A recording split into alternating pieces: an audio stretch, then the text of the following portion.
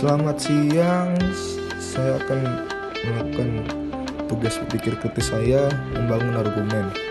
Hukum itu tajam ke bawah dan tumpul ke atas. Pokok-pokok masalahnya yang pertama, hukum diciptakan atau ditetapkan sesuai dengan kerugian yang ditanggung oleh korban. Yang kedua, hukum berlaku sesuai dengan tempat atau daerah yang kita tempati atau ditinggal di tempat tersebut. Yang ketiga, hukum dapat diurus oleh diatasi dengan materi. Yang keempat, hukum dapat diurus atau diatasi dengan kenalan orang dalam. Yang kelima, hukum tidak memandang bulu.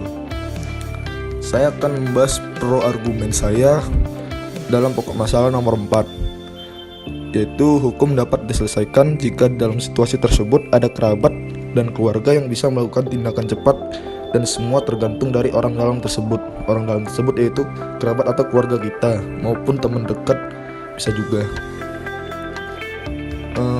Yang bisa saya kasih contohnya ada jika kita ada razia polisi, kita sedang berkendara menaikin sepeda motor dan kita tidak memakai helm.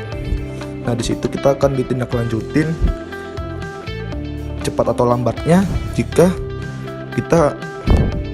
kita mengenal orang dalam, jika cepat kita akan diproses akan cepat, tidak dikasih denda segala macam. Tergantung juga dari orang dalamnya bagaimana, ada pangkat tertentu atau tidak. Jika orang dalamnya ada pangkat tertentu, misalnya kayak Kapolres atau di bawahnya Kapolres lah, itu pasti kita akan diselesaikan dengan cepat dan tidak diproses dengan hukum. Yang kedua, ada perbedaan tempat narapidana. Tempat narapidana yaitu perbedaannya satu, dari koruptor, narapidana koruptor dan masyarakat biasa. Narapidana koruptor yaitu perbedaan tempat, kayak lebih nyaman, dan masyarakat biasa itu tempatnya kayak kumuh segala macam. Itu juga tergantung dari kerabat atau keluarga, bisa dari orang dalam juga.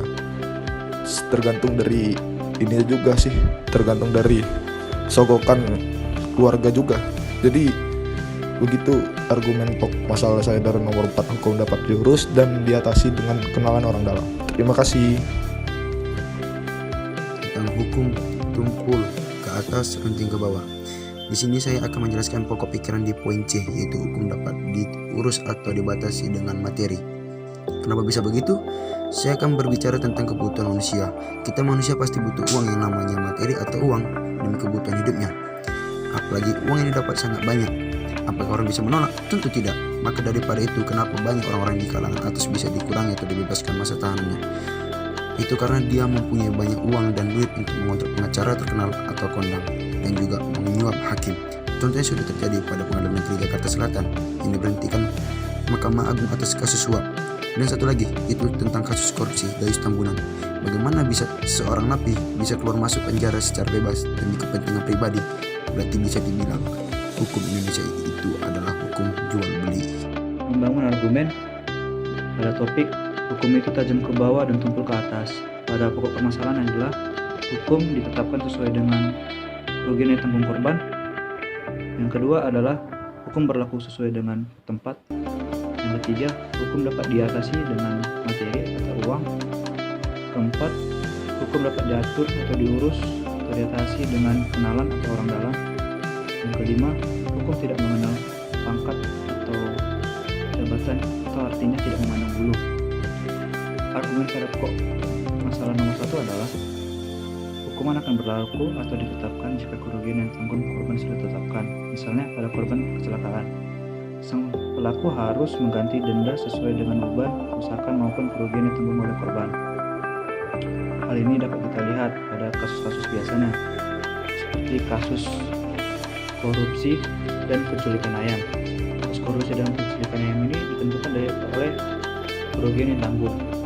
Misalnya, dalam kasus korupsi itu dia korbannya ada 100 orang. Nah, 100 orang itu yang dikorupsi 5.000 per orang. Sedangkan kasus penculikan ayam, dia korbannya 1 orang. Namun pada 1 orang itu ada memiliki kerugian 200.000. Maka penculikan ayam tersebut akan lebih tinggi beban hukumannya daripada korupsi, karena beban yang ditanggung atau kerugian yang ditanggung oleh korban lebih banyak penculikan ayam daripada korupsi. Nah, hal ini juga bisa dilihat dari PP nomor 43 tahun 2017. Memang peraturan ini tentang anak yang memiliki masalah dalam ganti rugi atau tidak.